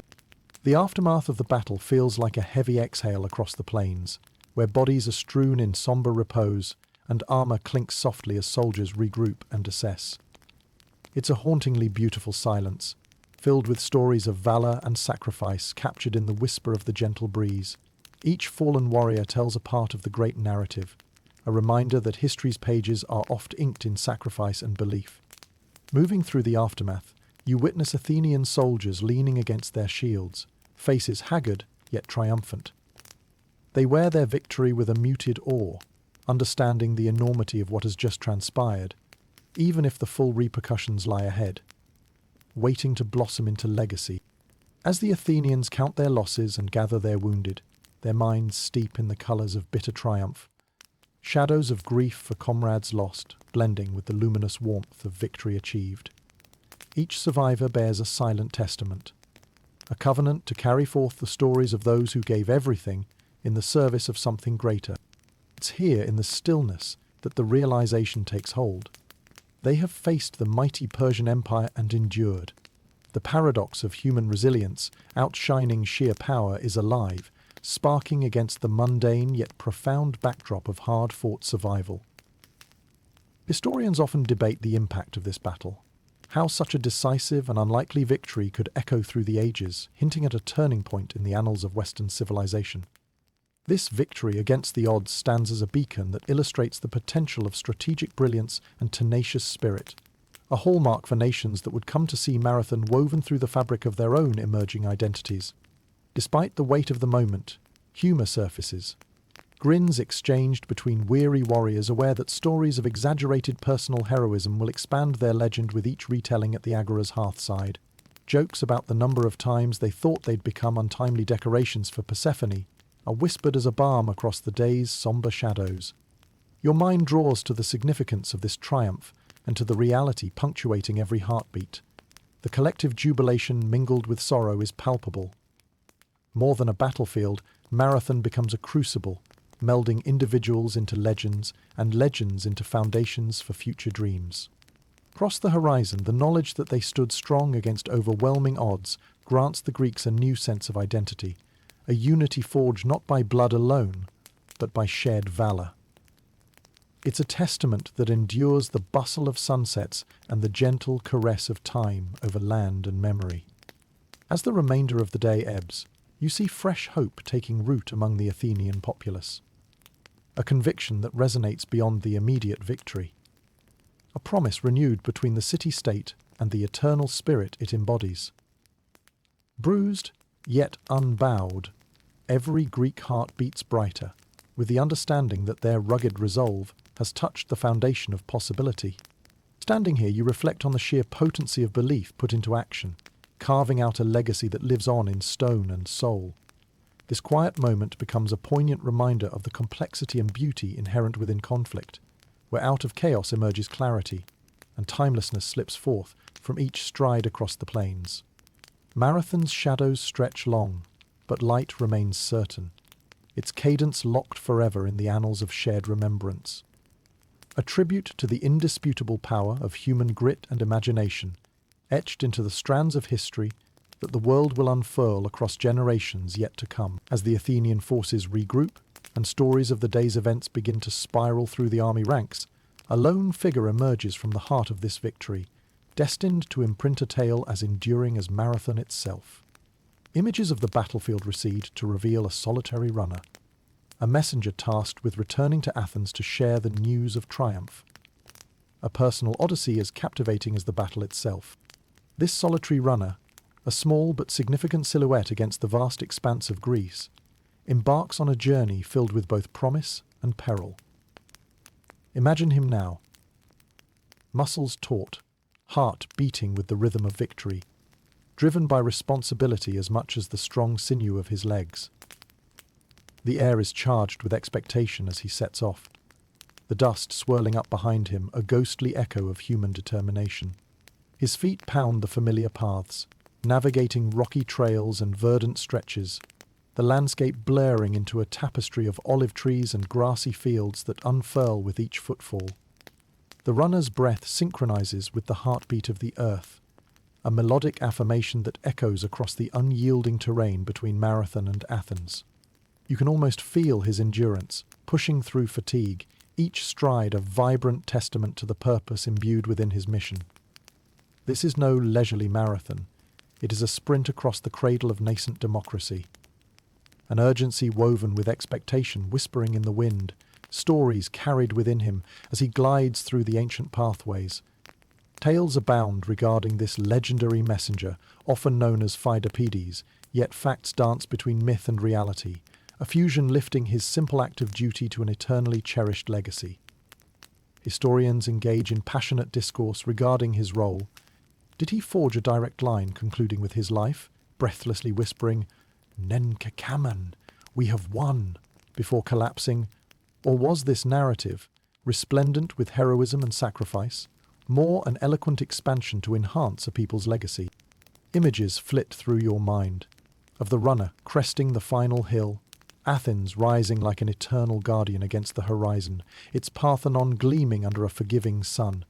He slices through fatigue as he bounds those final paces, amidst rippling anticipation, every stride an epitome of relentless spirit and ancient pride. For the people of Athens, the significance of his message resonates profoundly with newfound hope, bonds of survival interwoven through every jubilant cheer that rises and floats across the agora like white doves released to the buoyant sky. It's a narrative etched into their collective consciousness, a bright flare across the timelines of their identity. Despite the grit and sacrifice trailing behind him like shadows, the vigor of Pheidippides' journey ascends into cultural reverence, a symbol gripped by both poetic flourishes and scholarly lore. His tale becomes emblematic of resolve and bearing truth, a tale eventually transformed into the inspiration for the modern marathon, bridging the heroic distances travelled across times and memories. In lighter moments among historians' debates, some jest that his life's final sprint defined his existence, his message heralding not just a tale of fleet feet, but of humbled humanity uncovered and magnified. The mythical runner's path thus becomes intertwined with both factual past and inspired embellishment, a comforting nectar sweet upon modern minds. As you consider this historic odyssey spanning myth and reality, it is through the indomitable heart of a single runner that a broader narrative blossoms, one marked by measurable lengths but immeasurable depths. He embodies a link that ties together human endurance and valor, with a single phrase echoing across ages, like the persistent waves breaking upon time's infinite shore. Standing in awe of this grand narrative, across these sun-drenched lands, you feel the swift tug of history's gaze, inviting you to witness more than spectacle. It invites you to understand this timeless journey. A testament to spanning turf and terrain, gaining immortality one vibrant, purposeful step at a time. A tale yet unfinished, even as it has always been known, its cadence intertwining with the timeless rhythms of human ambition and achievement. In the aftermath of Marathon, as the last echoes of conflict fade into the embracing silence of the Athenian landscape, you venture into the contemplation of cost and consequence. The true weight of this historical triumph, the magnitude of victory extends beyond celebratory exultation, teeming with the whispers of those who paid the ultimate price upon the sacred fields. The Athenian and Plataean dead lie solemnly tree-shadowed under the vanquished sun, honoured in quiet ceremonies filled with both pride and reflection. It's here that the richness of sacrifice reveals itself, where numbers become not mere statistics, but carry the resonance of lives dedicated to a cause greater than their own solitary existence. Each fallen warrior, their stories interwoven into history's delicate tapestry, now joins the pantheon of legend, brilliant yet fragile threads brightening the collective memory. You see the impact etched in Athenian faces, bravery tempered by reality, standing at once victorious yet humbled by the knowledge of war's inevitable transaction. There's an odd poignancy in this scene, where triumph is flavoured with sorrow, creating layers of understanding for those whose freedom derived from cherished lives now lost. Across the field, Persian casualties lie testament to a different narrative, providing sombre counterpoint to the Greek celebration. The sheer imbalance in losses, as numbers as stark as they are haunting, paint portraits of not just defeat, but of the peril, entwined with pompous expectation crashing against unyielding resolve. Within the broader discourse, historians marvel at this imbalance, pondering the factors that guided such a decisive outcome from a battle where numerical superiority should have been king. Was it the terrain, fraught with marshy impediments, that hindered the Persians? Or the unanticipated resilience and creativity of the Athenian phalanx, turning Greek fortune by design? Walking between these narratives, you feel the echoes of voices now stilled, a solemn chorus resonating with reverence for warriors on both sides who, irrespective of victor or vanquished, embody the raw essence of courage and vulnerability. Even as sombre discussions flow among the relics of war, humour emerges amid philosophical exchanges. A shared wisp of gratitude slips through, jests shared by survivors whose wit bridges the gaps between darkness and clarity. References to the athletic demands of hoplite jogs or the trials of armour chafing skin find common ground. Laughter as balm against humanity's too familiar wounds. Thus, Marathon echoes beyond conquest and courage, shifting perceptions and reconstructing the very fabric of who these people might become. The idea of Greece redefined, marked by resilience unfurling from the confines of ancient precedent, enriched by mutual reinforcement. And standing here, among solemn resolution casting its shadow over those who assessed the landscape, your perspective grows into something more intimate, grasping the intricacies of human intervention within such vast expanses. You feel the clarity from within swell against the boundaries of time, crafted anew by the stones and souls aligning, bridging contextual planes with intuitive wonders. The war machine now makes room for remembrance, those figures slipping back into mortal fold, cradled by stories in the gentle mists of past spirits. You alongside rest assured that Marathon's battle marches further than conflict. It discovers the depths within survival, punctuating human existence's continuum through myth and understanding, a narrative boundless in both prism and praise. Thus, within this solitude, lessons linger, a harmony captured amid inclined landscapes, murmuring over histories yet consuming clarity, infinite in form and myth yet vibrant in its divine simplicity, a narrative gilded by prevalent truths, unwound across lands they've dared to resurrect and preserve. The shifting winds trace gently across a landscape that reveals an honest tale, a tale woven not from bitterness but possibility, and the enduring presence of hope excelling in love, legacy, and existential courage sealing temporal vessel. That wondrous journey yet written upon the sands, fiercely bright beneath each rising dawn, as the dust of battle begins to disperse under the tranquil sun of the aftermath. You find yourself shifting your gaze toward the horizon, where Spartan warriors are finally approaching. The air is still, holding the remnants of anticipation, as Sparta's legendary forces arrive at Marathon. Too late to join the fray, but in time to witness the echoes of what has transpired. The Spartans, known for their rigorous discipline, approach with a measured pace, their crimson cloaks flowing behind them.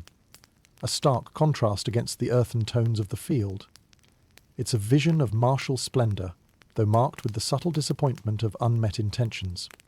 You sense the complex undercurrents of emotion threading through their ranks, a mixture of admiration for the Athenian feat and frustration over missed glory.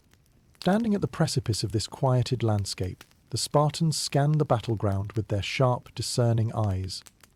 The officers nod amongst themselves, acknowledging what the Athenians have accomplished despite overwhelming odds. It's a silent confirmation that, though absent, their Athenian allies have done what seemed improbable. They've repelled the mightiest empire of the time and claimed a victory for Greece. The Spartans' arrival embodies more than missed opportunity. It marks a solemn respect deeply rooted in shared values and newly confirmed alliances. You can almost hear the rustling of dialogue, a recognition of heroic efforts that expand beyond city-state boundaries, binding Greek identity with newfound strength and fervour. Historically significant in its own right, their presence resonates with reflection as the implications of Marathon ripple outward. The Spartans weigh this moment, a hint of historical envy coloured with camaraderie, while legends of the battle will soon echo within the agoras of cities far beyond Athens. Picture this poignant scene, where the warriors, guided by tradition, find themselves both spectators and participants. For though the Spartans missed the confrontation itself, their post-battle arrival reinforces their vital role as steadfast protectors of Greek unity. A delicate tapestry, woven with threads of discipline and honour. Historians explore these dynamics with interest, considering how this arrival influences Spartan narratives and views of both themselves and their allies. Does their timely acknowledgement serve merely to confirm the defence of Hellenic lands? Or does it add layers to the enduring story that Marathon's triumph will seed across Greece? You sense humour flickering among Spartan ranks, remarking with wry smiles about their capacity to show others how, even without battle-scorched cloaks, they remain ever ready, guardians sculpted from marble, resolutions and sinew moulded by fire-born resilience.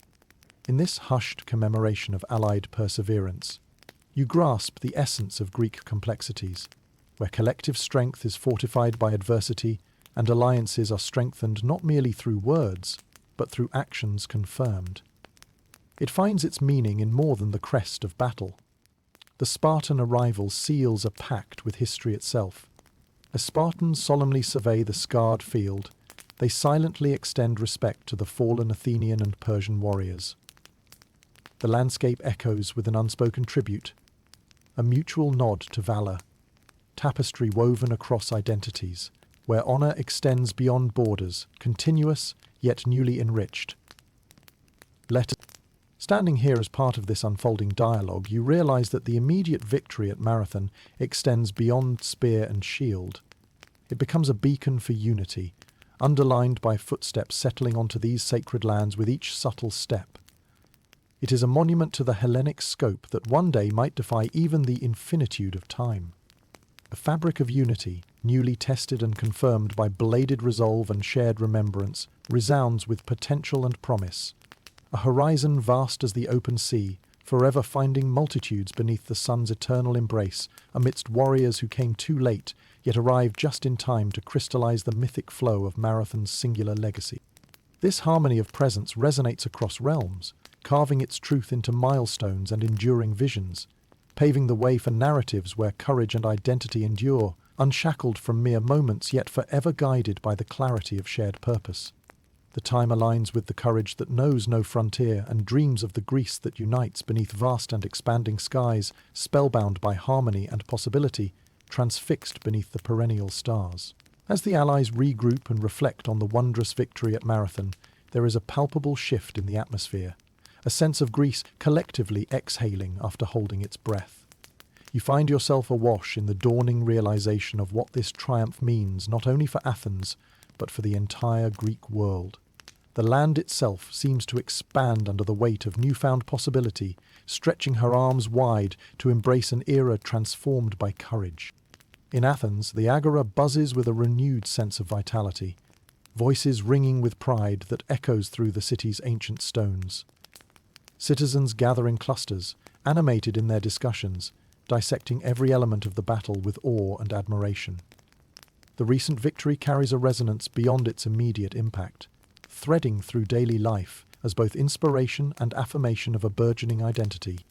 Elsewhere in Greece, city-states that once eyed each other with wary glances now look towards Athens with admiration, perhaps tinged with a sense of realignment in the balance of power.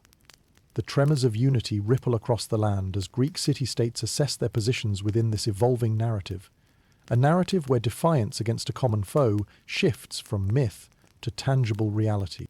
As you move through this landscape of interwoven identities, you encounter Socrates' followers and Plato's preceptors speaking with newfound confidence about the power of democracy, about the collective will and determination that leapt beyond singular ambition to craft an epochal moment. Here, triumph over Persia is not just a battle won, but a bold declaration that resonates with the notion of freedom and self-determination.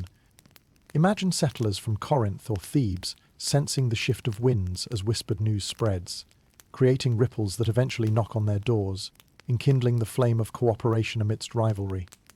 They glimpse within this victory a shared potential that transcends the geographic variables of their individual polities. This acknowledgement forms the invisible thread that begins to weave together the distinct characteristics of what will soon unfold as Hellenistic thought. Under the gentle sway of Greek laurels and Athenian acumen, you sense stirring conversations about what unites the diverse Greek world. How can this unity be leveraged for further endeavours, beyond defensive necessity, to propel Greek culture and civility into spaces yet to be discovered? Scholars opine that the stewardship of this nascent era demands thoughtful handling. Put on thoughtful handling, lest old rivalries dissipate the cohesive integrity hard-won upon Marathon's bloodied fields. Historians continue debating whether this victory over the Persians heralded a rising tide of optimism, a testament to Greek prowess meeting the realities of fragmented allegiances. Or perhaps it simply confirmed long-held suspicions about the latent possibilities within a collective Greek identity, waiting patiently to be kindled by the gentle caress of favourable winds. Light-heartedly, young men revel in tales of Athenian tactics shared like folklore, anecdotes growing with each retelling, suggesting the marathon's run once again entice youthful enthusiasm to outpace wisdom's shade. Laughter bubbles with the retelling of impossible feats, a bonding agent even as distances between individual polities contract ever noticeably. Even the solemn Spartans, despite their missed participation, acknowledge that Athens, once eyed with aloof skepticism, now emerges as a harbinger of Greek potential, forever altering the delicate equilibrium among Hellenic states. This palpable change swings like a pendulum, bead by bead, song by song, lingering between allies whose instrumental triumph reverberates with notes of destiny. Standing amidst these dynamic relationships tangled in complexity yet enriched by clarity, you perceive a harmonious chorus rising, a collective cadence that marks progression. Driven by ideals and tempered by endurance, Greece stands poised to redefine itself where history, culture, and identity intersect. The ripples from Marathon continue to spread, reaching beyond the battle itself to encompass new dimensions of enterprise and exploration. With eyes fixed steadfastly toward longer horizons, more grandeur awaits. An orchestra of alliances tuning to the symphony of a future tantalizingly near, composed of evolving notes that capture the perpetual promise of unity, aspired beyond boundaries, eternal in word and image, ever echoed within ancient hearts. You now turn your attention to the Persian Empire, where the impact of the unexpected defeat at Marathon sends tremors rippling through its vast territories. Standing under the grandeur of Darius's court, you can almost feel the empire quiver with disbelief and a simmering desire for retribution. A giant momentarily staggered, yet undeterred in its ambition. The halls are vibrant with murmurs of what might have been, shadowed under the unexpected stain of defeat. King Darius, known for his sagacious rule, must now grapple with the knowledge that his imperial assumptions have been sorely tested by a coalition of Greek city-states. It's a moment that demands introspection, strategy, and renewed resolve. Within the gilded walls, you see the great king charting a course for the future, his mind a churn of maps, alliances, and plans waiting to be wrought upon the backdrop of an expansive landscape. Yet despite the setback, the Persian resolve endures.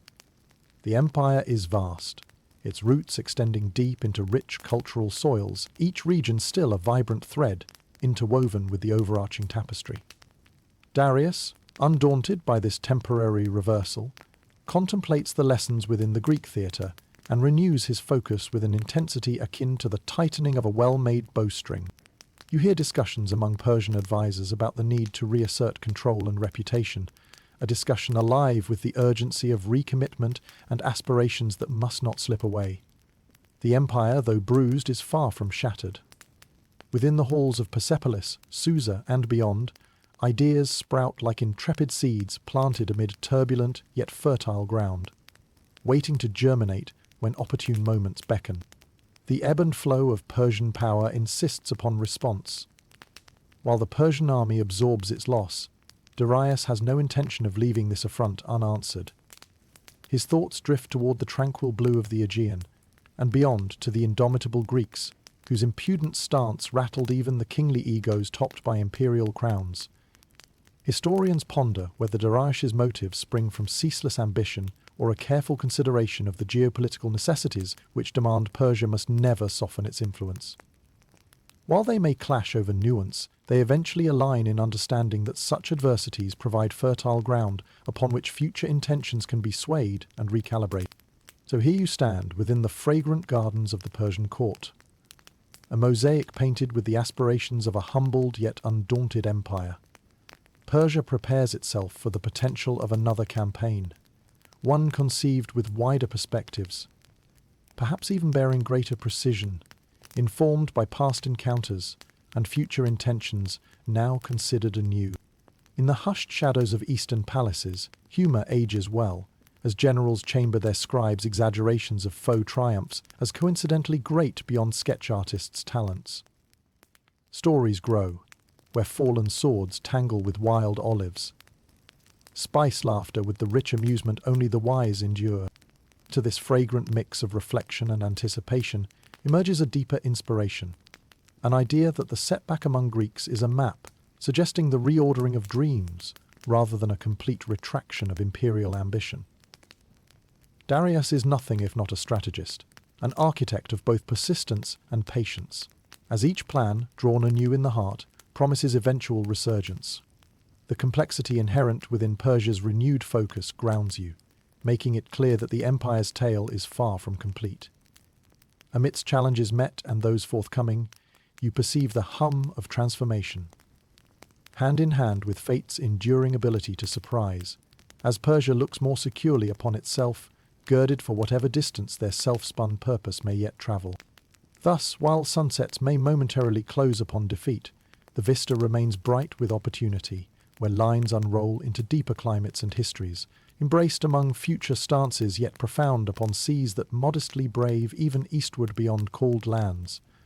Awared with rigours now patiently entreated by those gracious architects who once ruled our very stars. As the winds of history continue to flow over the ancient contours of Greece, you turn your gaze inward, toward the nascent sense of identity that emerges from Marathon's shadow. Here, in the heart of Greece, a new narrative is taking shape, one that tethers its vibrant threads to the land, the people, and the ideals they choose to embody. Out of the skirmishes of past weeks, a more cohesive Greek identity materializes, scribed by the courage demonstrated on the field of battle. In the agora, amidst ancient columns and vibrant markets, ideas percolate with the dawn of a shared consciousness. Athens, a polis once one among many, stands elevated in both stature and influence. The victory at Marathon is not merely a martial triumph, but an emblematic moment that symbolizes the potential for unity forged in the crucible of conflict. As you walk its cobbled streets, Athens hums with a newly minted energy, a sense of purpose that renders its experiences in sharper relief. The notion of Greek identity glows luminescent among convivial gatherings of philosophers and statesmen. Imagine Socratic dialogues thriving in sunlit corners, with rhetoric spiralling around the idea of democracy and the collective res publica. Citizens debate and celebrate the moments that have knitted them into something larger than their individual legacies, where freedom blends with the ink of civic duty to write the saga of their times. The city-states of Greece, distinct in culture yet harmonious in mutual intent, begin to see Marathon as a rallying point, a story all can share, one with repercussions along the seashores of Ionia and deep into the Peloponnesian heartlands. As they gather, under shared ideals, this fledgling unity becomes the taproot of future collaboration, where bonds fortified by triumph promise a resilience that respects individuality while fostering kinship. In villages and cities alike, artisans sculpt and paint, capturing the visage of newfound unity along clay and marble canvases, as if asserting their collective fate through tangible legacies. Historians will muse over Marathon's ability to ignite the Hellenic world with a shared sense of purpose, a star aligning with undiscovered constellations of Athena's mantle. You hear the story retold among communities, each voice adding its own lilt and interpretation, tales seeping into daily life where leagues of forgotten fields bear witness to heroes sung beyond nascent eulogies. The shared victories hint quietly at what stands possible across polities accustomed to loyalty, more bound up with family and polis than country. There is humour too, as families jest about their loved ones returning with invented badges of endurance, blooms of imagined heroism worn as naturally as armour. This camaraderie offers a binding narrative, even as centuries refine the retelling, lending sweetness to the gravity of war's shadow learned, trod and honoured. And so, beneath the capes and competences adorning Grecian shoulders, steadied by the shadows of Marathon's laurels, you witness identity anchoring itself to purpose. This blend of idea and intent nurtures the soul of Greece, newly firmed by belief and heritage, forged upon pluralistic pastures, strengthened through this shared labour of heart and history. Historians exploring the synod retell in quieter alcoves tales of unwritten futures supported by monuments, evidencing voice and agency resonant long past these sunlit bandings. Yet among thinkers and poets, tales float upon metric chords, attuning listeners to rhythms beyond modern ken, but acknowledged with each vibrant sunrise glowing consistently across Marathon's sacred field. Through the distant reaches of future ages, you observe that the resonance of Marathon becomes a collective legacy, a shared Greek narrative, sinewed with envisioning unity, declared among lines unfolded effectively that carve new channels into the epic currents of human striving. Thus, resting within its gleaming confines, the resolve of marble and the inspiration of democracy dawns a transformative trajectory, aware of unique glories yet bonded beneath single mighty sunstorm, Greece itself unfurling eternal purpose. Hand in hand with Athena, standing moist myriad shorelines candid within vistas long remembered, Marathon's generous momentum from dust surges forward as Greece itself sits poised atop Olympus's brink, a finished design evolving anew amid myth and dreams, resounding timeless over valour-touched stones. As the threads of history weave into the present, you find yourself contemplating the enduring legacy of Marathon, a legacy that ripples through ages, subtly shaping the fabric of time itself. In the hours and days following the battle, amid the echoes of swords and the winds of change, the seeds of a narrative take root. These tales will echo through eternity, influencing generations yet to dawn. You wander now through the twilight of ancient Greece, the land steeped in stories old and new, resonating with timeless echoes. Marathon becomes more than just a battle. It transforms into a legend, a beacon signalling the triumph of unity, strategy and courage. The whispers of victory carry with them a solemn reminder that courage dwells not in numbers, but in the human spirit's resolve to stand defiant against overwhelming odds. Through each age, as cities rise and fall, the essence of Marathon breathes its quiet wisdom across the epochs. You picture scholars and poets, philosophers and warriors, drawing inspiration from this ancient victory, a wellspring of resilience, nurturing the hearts and minds of those who dare to dream of freedom and self-determination. In the quieter corners of Athens, as time ambles forward, Marathon's legacy courses through bustling markets and serene academies alike. The stories retold around hearth-fires become parables of civic duty and valor, each retelling breathing life into the collective memory of a people who dared face the horizons beyond. It serves as both a cautionary tale and a rousing testament to the indomitable nature of the human spirit. Historians marvel at how a single day on a solitary plain could precipitate such far-reaching changes across the classical world.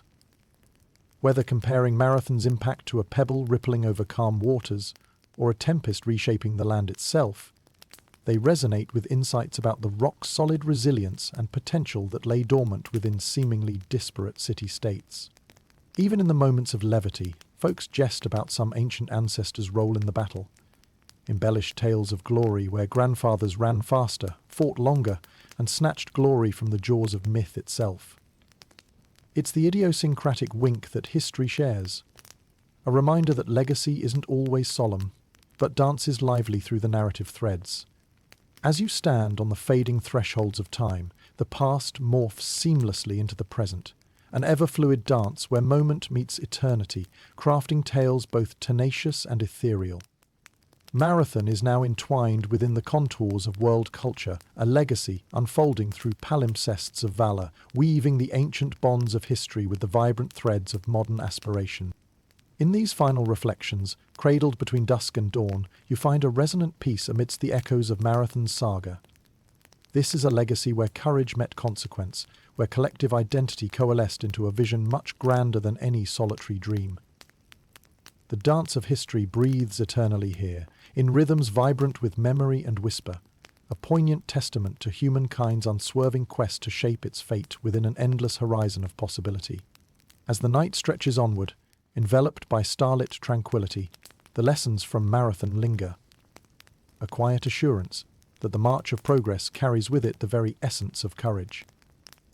And so, beneath these timeless skies, amidst whispers and reflections, you leave the echoes behind, a gentle promise of hope and resilience, living on in the hearts of those who dare to dream. Greater than sweet dreams.